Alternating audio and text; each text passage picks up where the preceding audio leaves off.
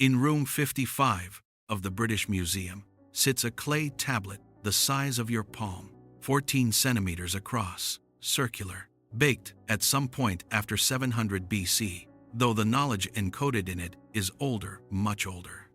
When researchers catalogued it in the 1880s, they assigned it a reference number, K8538, and moved on to more legible finds.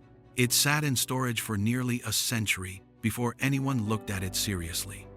When they did, what they found changed the conversation around ancient astronomy permanently and opened a question that nobody in the academic establishment has been willing to answer directly.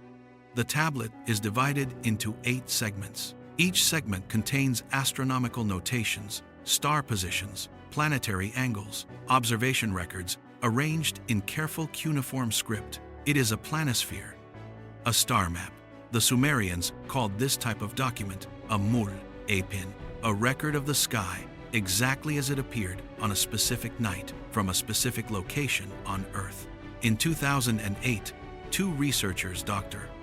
Mark Hempsel, a lecturer in astronautics at the University of Bristol, and aerospace engineer Alan Bond, fed every star position on the tablet into astronomical software and ran the calculations backward through time.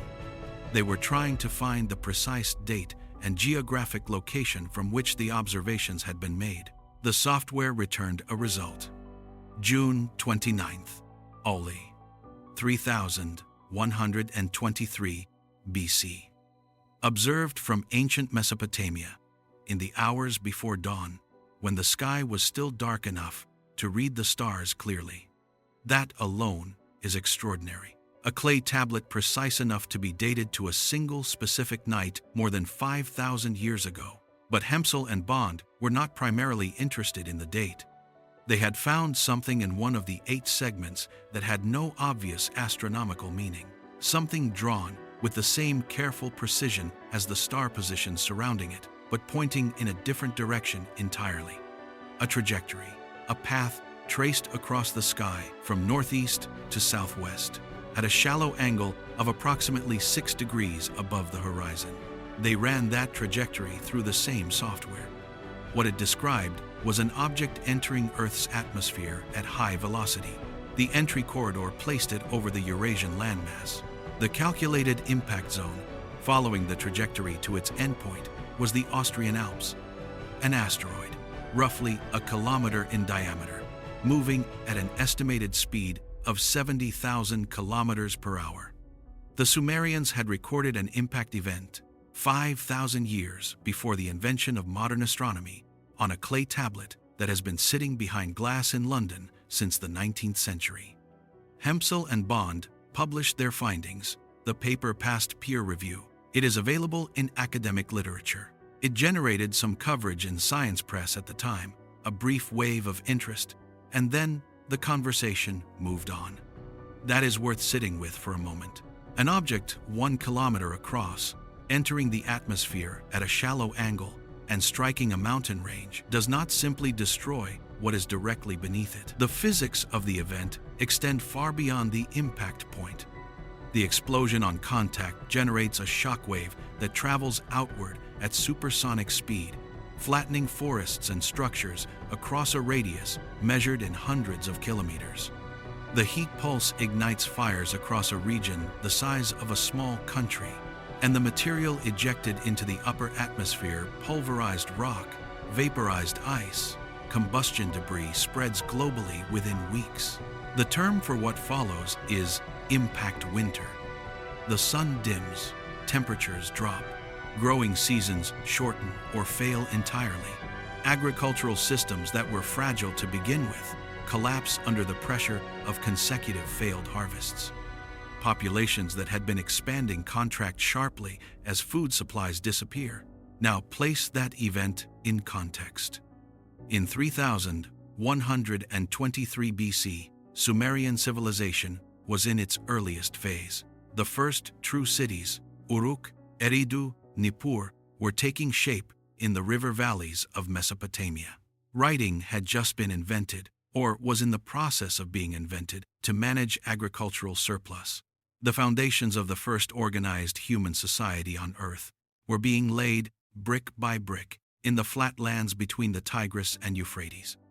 If an asteroid struck the Austrian Alps that June morning, the people standing in Mesopotamia would have seen the streak across the pre-dawn sky. They would have felt the pressure wave hours later as a roar from the northwest, and then, in the months that followed, they would have watched the sky change, a persistent haze, a sun that did not burn as hot, crops that came up weak or not at all. The Sumerians were watchers. That is what makes them different from every other culture of that period. They had already developed the habit of systematic sky observation, and they had a writing system to record what they saw. When something crossed the sky that morning, someone was positioned to document it, and they did. K 8538 is that document. But here is where the story stops being about one tablet and one research paper, and starts becoming something that requires a much harder look at the physical evidence. Because the asteroid is not the only thing pointing to a major catastrophic event in this precise window of time. In 2006, researchers studying sediment cores extracted from the Dead Sea found something anomalous.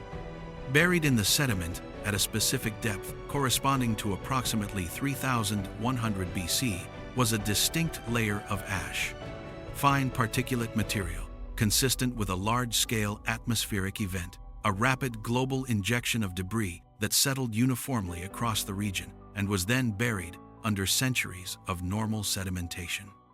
The ash layer is thin, but it is there, and it is datable, and it sits within a century of the Hemphill-Bond calculation.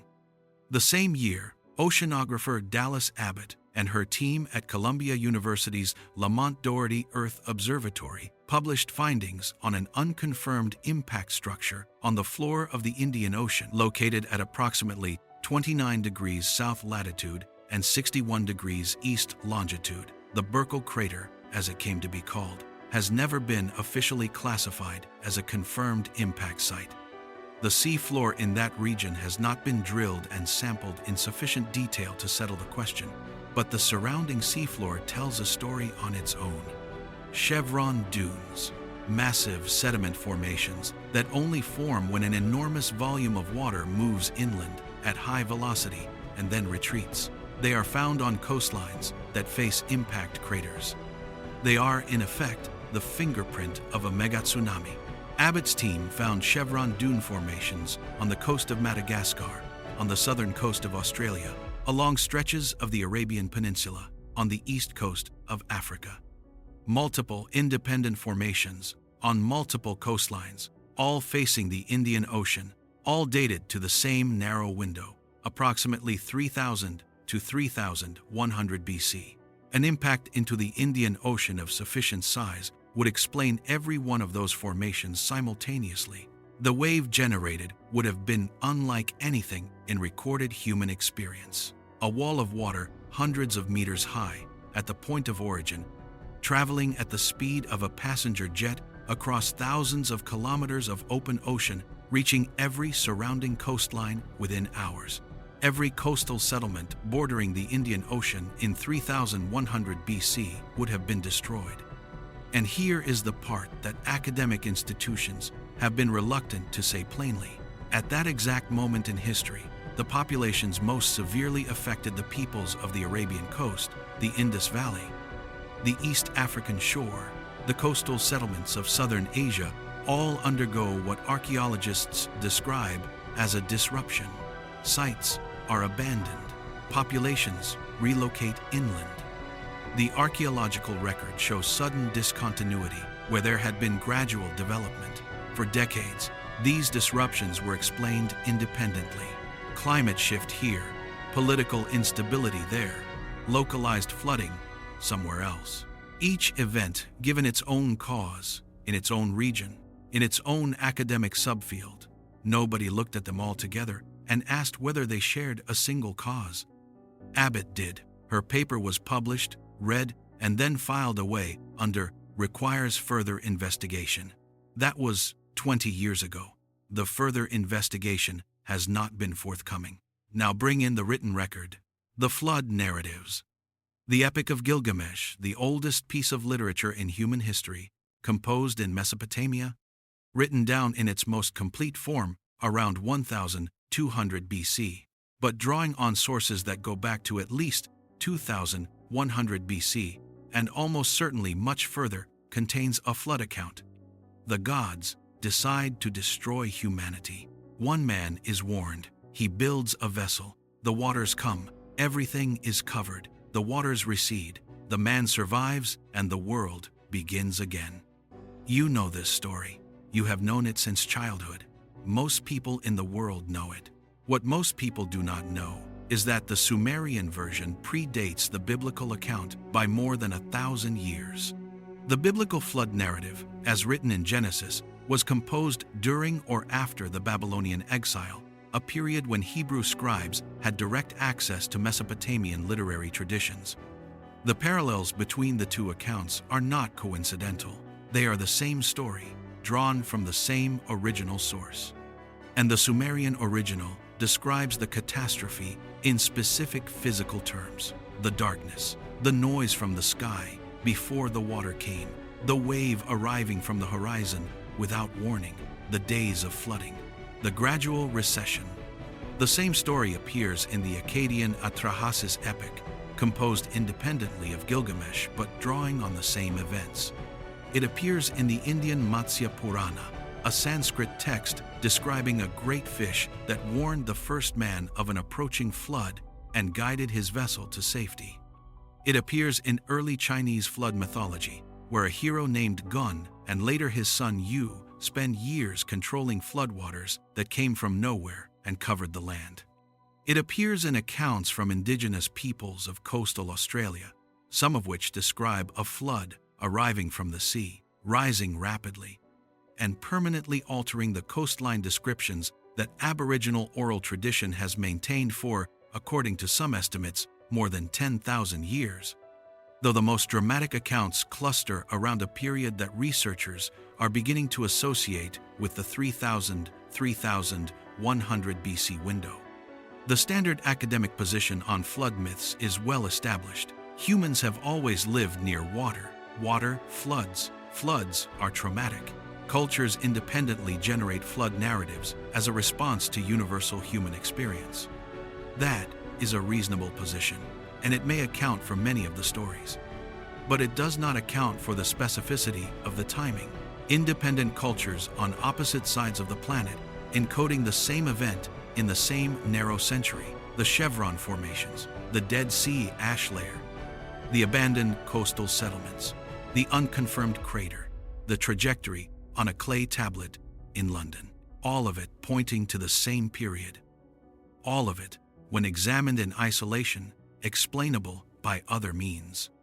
All of it, when examined together, pointing at something that happened in the sky and in the ocean around 3100 BC that the academic literature has not yet assembled into a single coherent account.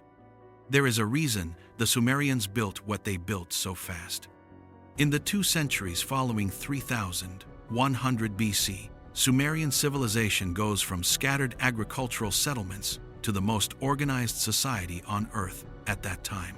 Writing, mathematics, astronomy, legal codes, architecture, irrigation systems, a bureaucracy capable of managing thousands of workers and tens of thousands of hectares of cultivated land. The acceleration is, by any historical standard, remarkable. The conventional explanation is that civilizations reach thresholds. Populations grow to the point where complexity becomes necessary for survival, and necessity forces the development of the tools to manage it. That may be exactly right. But there is another pattern that history records consistently. Catastrophe accelerates organization. A disaster that destroys most of what existed before. It forces the survivors to rebuild faster than they would have developed under stable conditions. It creates urgency. It concentrates population. It strips away the luxury of gradual evolution and replaces it with the immediate pressure to record, to preserve, to build things that will not be lost a second time. The Sumerians were, above all else, record keepers.